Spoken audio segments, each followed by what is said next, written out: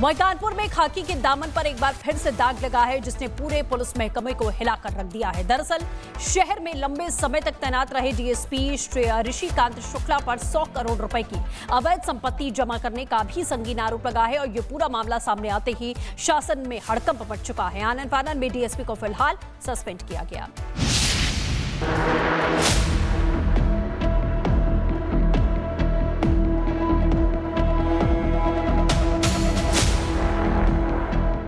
एक दो नहीं, करीब 100 करोड़ की संपत्ति।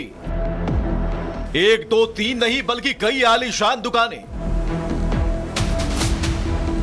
एक से बढ़कर एक जगह महंगी जमीनें, एक से एक महंगे शौक, और इन सब के पीछे बस एक ही नाम। वो नाम है ऋषिकांत शुक्ला। वही ऋषिकांत शुक्ला जिसे भ्रष्टाचार करने में एमए बीए कर डाला है। ऋषिकांत शुक्ला वो नाम है जिसकी चर्चा आज पूरे उत्तर प्रदेश में है। ऋषिकांत शुक्ला ने वर्दी की आड़ में भ्रष्टाचार की सारी सीमाएं पार कर दी। पुलिस विभाग में रहकर वो गिरोह चलाता था। तत्कालीन सीओ ऋषिकांत शुक्ला है, उन पर कार्रवाई करते हुए पुलिस ने उनकी जो संपत्ति है उनको अटैच किया है। लगभग 100 करोड़ की जो प्रॉपर्टीज़ हैं वो अब तक निकलकर सामने आई हैं। आपको बता दें, इस पूरे प्रकरण में जांच के दौरान अखिलेश दुबे के साथ ऋषिकांत के बेटे की कंपनियों में नाम होने के साथ काले धन को सफ़ेद करने की बात सामने आई थी, जिसके बाद से कई पुलिस अफसरों पर जांच चल रही थी। जांच के दौरान ही जब ये स्पष्ट पाया गया कि जो प्रॉपर्टीज़ हैं वो इन्होंने अर्जित की हैं, उसके साथ ही पुलिस ने इनको निलंबित कर दिया गया है। और इसके बारे में पता चला जब इस भ्रष्ट अफसर के खिलाफ एसआईटी ने जांच शुरू कर दी।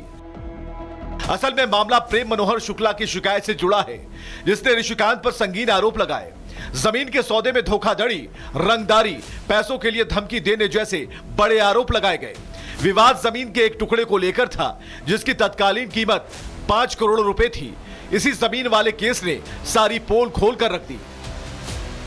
2022 में ऋषिकांत जी का फ़ोन आता है और कहते हैं कि ये ज़मीन मेरे बेटे और संजय जाटव और शशांक चंदेल इन लोग लेना चाह रहे हैं। आपको 5-7 करोड़ रुपए जो भी होगा आप ले लीजिए, उस ज़मीन से हट जाइए। उसके बाद क्या हुआ, इन लोगों ने बुलाया मुझे, 10 लाख रुपए दिया, चेक 10 लाख रुपए कैश दिया।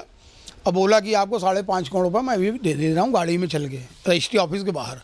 जब मैं रजिस्ट्री ऑफिस के बाहर पहुँचा तो वहाँ से ये मुझे सीधे गंगा बैराज लेकर बोले कि अब मेरे घर से पैसा ले लेना। कोहना उनका घर है नवाबगंज में। नवाबगंज जाके इन्होंने गाड़ी मोड़ ली गंगा बैराज की तरफ।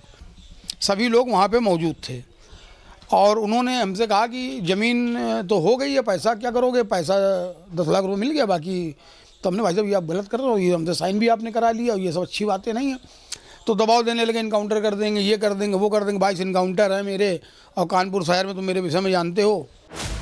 जब इस 5 करोड़ वाली जमीन के मैटर की जांच शुरू की गई तो परतें खुलने लगी।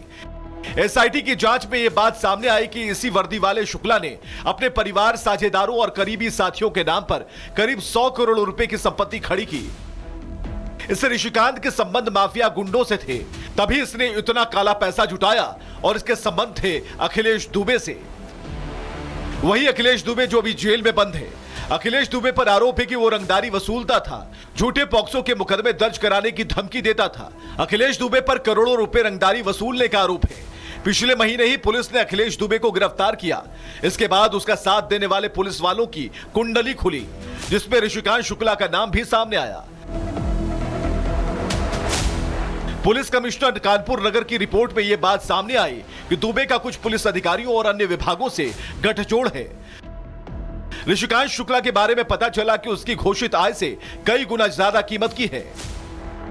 जांच रिपोर्ट में 12 संपत्तियों की बाजार कीमत करीब 92 करोड़ रुपए आंकी गई, जबकि अन्य 3 संपत्तियों के दस्तावेज उपलब्ध नहीं हो पाए।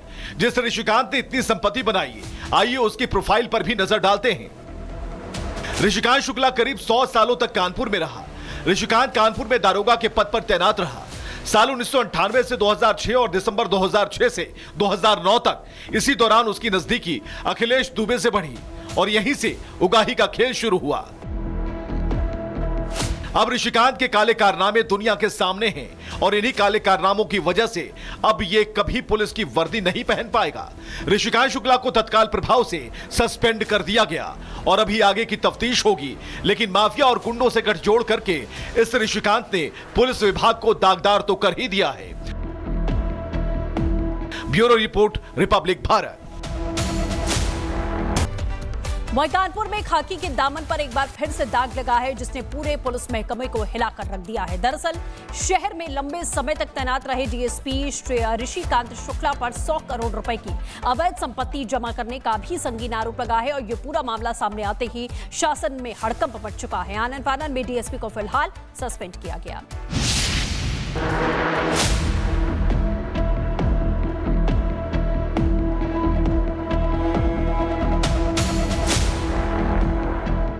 एक दो नहीं, करीब 100 करोड़ की संपत्ति।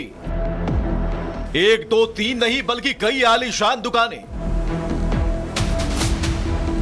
एक से बढ़कर एक जगह महंगी जमीनें, एक से एक महंगे शौक और इन सब के पीछे बस एक ही नाम। वो नाम है ऋषिकांत शुक्ला। वही ऋषिकांत शुक्ला जिसे भ्रष्टाचार करने में एमए बीए कर डाला है। ऋषिकांत शुक्ला वो नाम है जिसकी चर्चा आज पूरे उत्तर प्रदेश में है। ऋषिकांत शुक्ला ने वर्दी की आड़ में भ्रष्टाचार की सारी सीमाएं पार कर दी। पुलिस विभाग में रहकर वो गिरोह चलाता था। तत्कालीन सीओ ऋषिकांत शुक्ला हैं, उन पर कार्रवाई करते हुए पुलिस ने उनकी जो संपत्ति है उनको अटैच किया है। लगभग 100 करोड़ की जो प्रॉपर्टीज़ हैं वो अब तक निकलकर सामने आई हैं। आपको बता दें, इस पूरे प्रकरण में जांच के दौरान अखिलेश दुबे के साथ ऋषिकांत के बेटे की कंपनियों में नाम होने के साथ काले धन को सफ़ेद करने की बात सामने आई थी, जिसके बाद से कई पुलिस अफसरों पर जांच चल रही थी। जांच के दौरान ही जब ये स्पष्ट पाया गया कि जो प्रॉपर्टीज़ हैं वो इन्होंने अर्जित की हैं, उसके साथ ही पुलिस ने इनको निलंबित कर दिया गया है। और इसके बारे में पता चला जब इस भ्रष्ट अफसर के खिलाफ एसआईटी ने जांच शुरू कर दी। असल में मामला प्रेम मनोहर शुक्ला की शिकायत से जुड़ा है, जिसने ऋषिकांत पर संगीन आरोप लगाए। जमीन के सौदे में धोखाधड़ी, रंगदारी, पैसों के लिए धमकी देने जैसे बड़े आरोप लगाए गए। विवाद जमीन के एक टुकड़े को लेकर था, जिसकी तत्कालीन कीमत 5 करोड़ रुपए थी। इसी जमीन वाले केस ने सारी पोल खोल कर रख दी।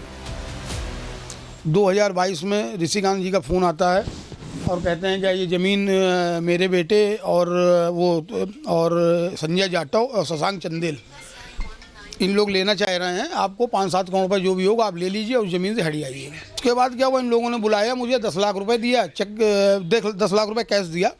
अब बोला कि आपको 5.5 करोड़ रुपये मैं अभी दे रहा हूँ गाड़ी में चल के रजिस्ट्री ऑफिस के बाहर। जब मैं रजिस्ट्री ऑफिस के बाहर पहुँचा तो वहाँ से ये मुझे सीधे गंगा बैराज लेकर बोले कि अब मेरे घर से पैसा ले लेना। कोहना उनका घर है नवाबगंज में। नवाबगंज जाके इन्होंने गाड़ी मोड़ ली गंगा बैराज की तरफ। सभी लोग वहाँ पर मौजूद थे और उन्होंने हमसे कहा कि ज़मीन तो हो गई है, पैसा क्या करोगे? पैसा 10 लाख रुपये मिल गया, बाकी तो हमने भाई साहब ये आप गलत कर रहे हो, ये हमसे साइन भी आपने करा लिया और ये सब अच्छी बातें नहीं है। तो दबाव देने लगे, इनकाउंटर कर देंगे, ये कर देंगे, वो कर देंगे। 22 इनकाउंटर है मेरे और कानपुर शहर में, तो मेरे विषय में जानते हो।